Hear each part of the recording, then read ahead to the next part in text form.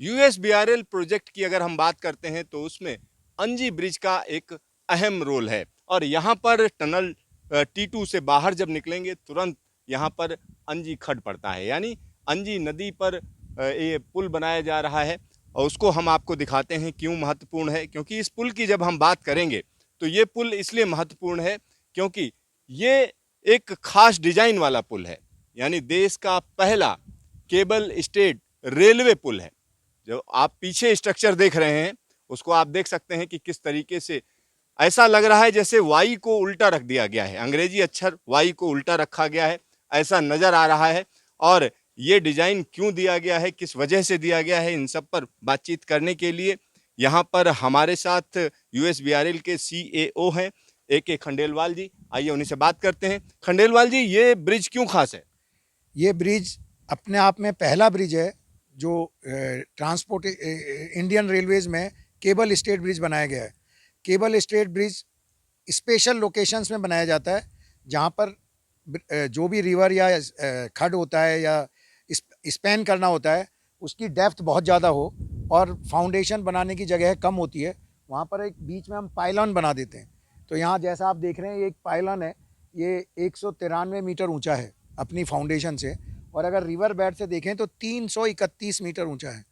यानी river bed से 331 metre की ऊंचाई है और ऊपर आप देख सकते हैं कहाँ पर लोग काम कर रहे हैं। और सबसे बड़ी बात यह है कि ऊपर भारत का झंडा भी लहरा रहा है और ज़बरदस्त चीज़ है क्योंकि यहाँ पर जिस तरीके का काम चल रहा है वो अपने आप में बिल्कुल निश्चित तौर पर कहा जा सकता है ज़बरदस्त है। वहाँ पर अगर सामने देखें तो किस तरीके से पायलान बनाया गया है और यहाँ पर अगर नीचे देखेंगे तो यहाँ एक फाउंडेशन बनाई जा रही है। खंडेलवाल जी, ये फाउंडेशन किस लिए खास है?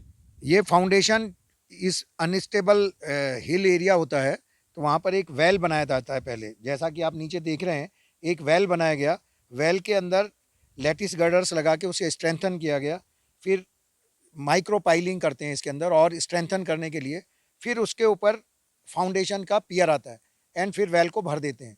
तो ये एक डिज़ाइन दी गई थी हमें इटालियन डिज़ाइनर ने, इटाल्फर ने, एंड उसी के हिसाब से ये चल रहा है। सिमिलर फाउंडेशन 20 मीटर वेल में जो मेन पाइलन है उसके लिए भी बनाई गई थी। तो यहाँ जो सामने आप देख रहे हैं वहाँ पर हम कह सकते हैं कि काम इस तरीके से किया जा रहा है कि धीरे धीरे करके ये पुल आगे बढ़ाया जा रहा है। तो यहाँ किस तरीके से ये आगे बढ़ रहा है उसके बारे में भी हम बताएंगे। सर, यहाँ जो सामने एक बड़ी ऊंची सी लिफ्ट देख रहा हूँ, मैंने सुना ये लिफ्ट भी अपने आप में जबरदस्त है। ये जो क्रेन है साइड में लगा हुआ है ब्रिज बनाने के लिए, 205 मीटर ऊंची है और इंडिया की सबसे ऊंची ये क्रेन है। इसको स्पेन से इंपोर्ट करके इस ब्रिज को बनाने के लिए लाया गया था। इतनी हाइट की क्रेन यहाँ पर मौजूद नहीं थी और कोई बना नहीं पा रहा था, तब स्पेन से ये क्रेन आई और आप देख रहे हैं इस क्रेन से ही सारा पाइलॉन ऊपर तक गया है। और इसके अलावा जब ये बन जाएगा ब्रिज तो क्रेन हट जाएगी। फिर इसके लिए क्या किया गया है कि दोनों जो वाई है उसके अंदर 2 लिफ्ट जाती हैं जंक्शन पर और फिर वहाँ से एक लिफ्ट जाती है, तो उस लिफ्ट के द्वारा हम ऊपर तक जा सकते हैं और इसकी मेंटेनेंस रख रखाव के लिए बाद में काम में आएगी। सर, ये जो पुल बनेगा ये कितना लंबा पुल है? ऊंचाई की तो बात होगी, लंबा कितना है और किस तरीके से इसको हम कह सकते हैं कि यहाँ जो नेचुरल फोर्सेज हैं उनके लिए जो है मजबूत बनाया गया है? ये जो आप देख रहे हैं एक उधर टनल है एक इधर टनल है, इन दोनों टनलों के बीच में 770 मीटर की दूरी है और उसके बीच में ये जो खड बना हुआ है इसमें रफली ये 470 मीटर स्पैन का को कवर करना था। तो ये ब्रिज उस स्पैन को कवर करने के लिए बनाया गया है। इसमें आप देख रहे हैं छोटे छोटे पाइप लगे हुए हैं, उन पाइप से केबल्स हैंग की जाएंगी और उन केबल से स्पैन्स को हैंग करके, इसलिए इसको बोलते हैं केबल स्टेट ब्रिज। जो ये केबल्स आ रही आएंगी ये चेकोस्लोवाकिया से आ रही हैं, जो एक अलग तरह के मटेरियल से बनी हुई होती हैं इस तरह के ब्रिजेस को बनाने के लिए। तो सर, कितने सालों के लिए इसको बनाया जा रहा है? ये इस ब्रिज की प्लानिंग तो बहुत पहले हुई थी चेनाब ब्रिज के साथ, लेकिन तब ये किसी दूसरे तरह का ब्रिज बनाया जा रहा था, लेकिन उस डिज़ाइन को सूटेबल नहीं पाया गया जब एफकॉन कर रहा था। एंड 2017 में फिर ये डिसाइड किया गया कि यहाँ पर एक केबल स्टेट ब्रिज बनाया जाएगा और एचसीसी को इसका काम दिया गया। 2017 से एचसीसी से बना रही है और ये दिसंबर तक ये पूरा हो जाएगा। तो दिसंबर तक ये जबरदस्त काम पूरा कर लिया जाएगा। और यहाँ पर कोई अगर व्यक्ति जानना चाहे ट्रेन कहाँ चलेगी तो क्या कहेंगे? ये ट्रेन आप देख रहे हैं वाई, इस वाई के बीच में जो स्लैब डला हुआ है वहाँ पर ट्रेन चलेगी और ट्रेन के बगल में ही 3.5 मीटर चौड़ा एक रोडवे भी बनाया गया है मेंटेनेंस के लिए। जो इधर से एस्केप टनल से रोड आएगा वो इस ब्रिज के ऊपर से जाके नेक्स्ट एस्केप टनल में चला जाएगा। तो भविष्य में अगर कोई मेंटेनेंस के लिए आवश्यकता हो तो उसके लिए एक छोटा रोड 3.5 मीटर का रोड का प्रोविजन भी दिया गया है। तो ट्रेन इस वाई के बीच में से चलेंगी। तो ट्रेन वाई के बीच में से जाएगी। मैं कहूँगा कैमरामैन से फिर से दिखाएं कि किस तरीके का ये खूबसूरत सा पुल बन रहा है। खूबसूरत है और ज़बरदस्त है, इसमें तो कोई डाउट नहीं है। लेकिन एक और चीज़ मैं आपको यहाँ बताना चाहूँगा, आसपास आप देख रहे हैं पहाड़ के ऊपर ढेर सारी जो है रोड काटी गई हैं। ये रोड जो है सर आप लोगों ने काटी है पहले से थी? जब ये प्रोजेक्ट शुरू हुआ था तो यहाँ पर पहुँचने के लिए पैदल चल के आना पड़ता था। कोई ये रोड वगैरह नहीं थी। आप देख रहे हैं ये सारी हिल 80 से 90 डिग्री के वर्टिकल उसमें है। इस पूरे प्रोजेक्ट में नॉट ओनली ये ब्रिज, पूरे प्रोजेक्ट में 205 किलोमीटर प्रोजेक्ट रोड बनाई गई।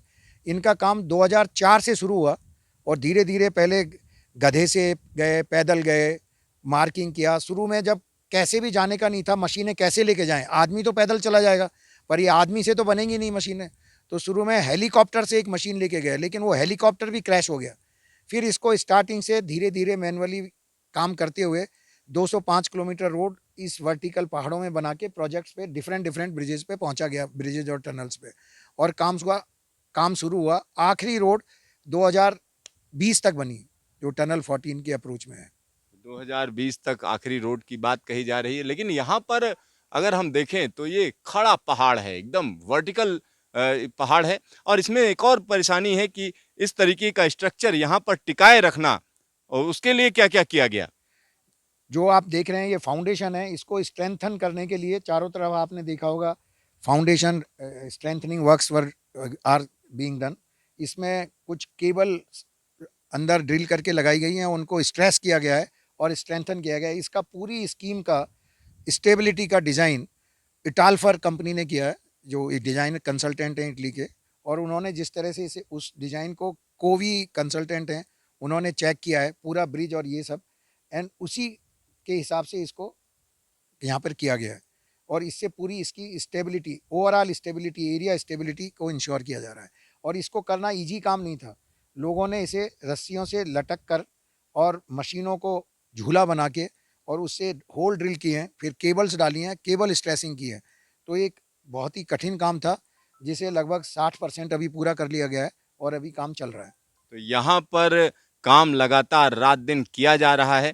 और सबसे बड़ी बात यह है कि यहाँ मौसम भी कोई मेहरबान नहीं रहता है, क्योंकि ये अंजी खड्ड है, इसमें हवाएं तेज चलती हैं। जब 2 बजे के बाद की अगर हम बात करें तो हवाएं काफ़ी तेज हो जाती हैं। अभी तो मौसम धीरे धीरे गर्म हो रहा है, लेकिन जाड़ों में भी यहाँ काम करना आसान नहीं है। सर अगर कीमत की बात करें तो कितनी कीमत पड़ रही है इस पुल की? इसको लगभग 400 करोड़ रुपए में अवार्ड किया था, लेकिन कुछ एक्स्ट्रा आइटम्स आते हैं जो जैसे जैसे काम चलता है, तो लगभग 500 करोड़ में ये काम पूरा हो जाएगा। तो 500 करोड़ में ये पूरा का पूरा काम हो जाएगा। लेकिन अच्छी बात यह है कि रुका हुआ काम फिर से शुरू हो चुका है। अब ये जल्द ही पूरा होगा। सबसे बड़ी बात यह है कि अब जल्द पूरा होने की बात कही जा रही है। इस तरीके का काम जगह जगह पर चल रहा है। यूएसबीआरएल में रात दिन काम किया जा रहा है और कोशिश की जा रही है कि इस प्रोजेक्ट को जल्द से जल्द पूरा किया जाए। कैमरामैन डीके शर्मा के साथ सिद्धार्थ, अंजी ब्रिज, न्यूज स्टेशन।